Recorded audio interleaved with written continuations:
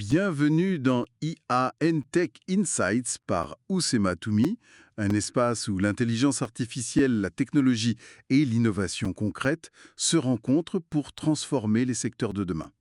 Aujourd'hui, on plonge dans des sources qui parlent d'automatisation, des processus assez complexes même. Mhm. Il y a cette idée qui revient d'usine de publication de contenu pour les médias sociaux. Assez intriguant. Et on a surtout une documentation, assez fournie sur une plateforme, N8N. N8N, oui.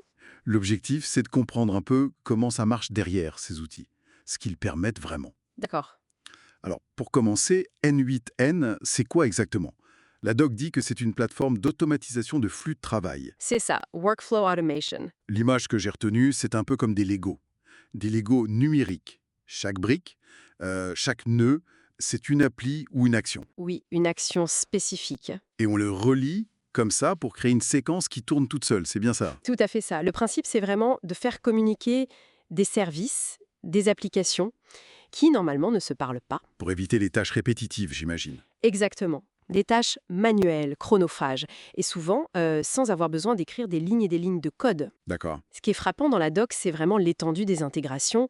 La liste est impressionnante. Ah ouais. Qu'est-ce qu'on y trouve? On a les classiques, Google Sheets, Slack, Discord. Mhm. Mais ça va plus loin. OpenAI pour l'IA, des bases de données comme Postgres, MySQL, Ah oui, carrément. et même des outils métiers, genre Shopify, HubSpot. Vraiment, ça touche à tout. IA, com, e-commerce, développement. C'est cette polyvalence qui est intéressante, je trouve. Et c'est là que, justement, on fait le lien avec cette histoire d'usine de contenu, cette flexibilité. Comment ça pourrait concrètement permettre de monter une telle usine? Bah oui, On pourrait imaginer connecter un outil qui génère du texte, une IA par exemple, tout à fait. puis un planificateur, et hop, on balance ça sur les réseaux sociaux via leurs API. C'est exactement l'idée. La documentation suggère que N8N, en fait, se place un peu entre les outils très simples comme Zapier et le développement vraiment sur mesure, qui coûte cher et demande du temps. D'accord. Un entre-deux. Oui, sa force, ce serait cette combinaison.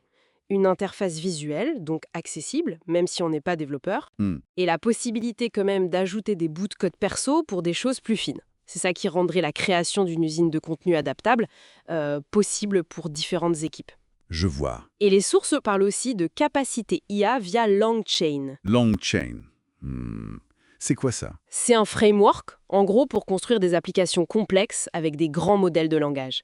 Donc avec N8N et LangChain, on pourrait faire des agents conversationnels, de l'analyse de sentiments à grande échelle. Ah, oui, ça ouvre des portes. Fascinant. Mais la doc soulève un point important, un point assez crucial même, hein. L'hébergement. Oui. Il y a le cloud géré par eux et puis l'auto-hébergement, Community ou Enterprise. Ça change quoi concrètement pour quelqu'un qui voudrait monter son usine? Alors ça, c'est vraiment un choix stratégique. L'auto-hébergement, c'est tentant. Contrôle total des données, de la config, on peut personnaliser à fond. Oui, ça a des avantages clairs. Mais la documentation insiste beaucoup sur les prérequis techniques. C'est pas juste cliquer sur installer quoi. Il faut mettre les mains dans le cambouis, j'imagine. Hmm, Quels sont les défis pointés? tout à fait. Les sources sont claires là-dessus. Il faut savoir configurer un serveur, gérer les ressources, le CPU, la mémoire. Ça peut vite monter avec des flux complexes. Mhm. Sécuriser l'application, les données, faire les mises à jour, c'est un vrai travail. Et les risques si ce n'est pas bien fait? Ils mettent en garde instabilité, perte potentielle de données, des failles de sécurité. C'est sérieux. D'accord. Donc, pour ceux qui n'ont pas cette expertise en interne ou les ressources pour maintenir tout ça, la recommandation, c'est plutôt leur solution cloud. Logique. Ça enlève toute cette complexité. C'est le dilemme classique, en fait. La facilité et la maintenance déléguée ou le contrôle total, mais avec la charge technique qui va avec. Ok, donc si on résume un peu ce qu'on a vu dans ces sources. N8N, c'est un outil d'automatisation puissant, très flexible. Capable de connecter plein d'applis différentes. Ça va du simple flux de travail à des trucs plus costauds avec de l'IA. Potentiellement, oui, l'épine dorsale d'une usine de contenu. Mm. Mais attention au déploiement. Choix crucial entre le cloud facile et l'auto-hébergement plus exigeant. Exactement. Et si on prend juste une seconde de recul par rapport à la technique pure, cette exploration, elle soulève une question plus large, je trouve. Ah oui, oui. Ah. Laquelle? L'émergence de ces plateformes qui permettent d'industrialiser la création et la diffusion de contenu, comme cette fameuse usine basée sur N8N, Oui, ça nous interroge quand même sur l'évolution de tout l'écosystème médiatique, informationnel, quel type de contenu on produit à cette échelle oui. et comment ça change notre rapport à l'info. C'est une réflexion qui va un peu au-delà des aspects techniques qu'on a vus aujourd'hui.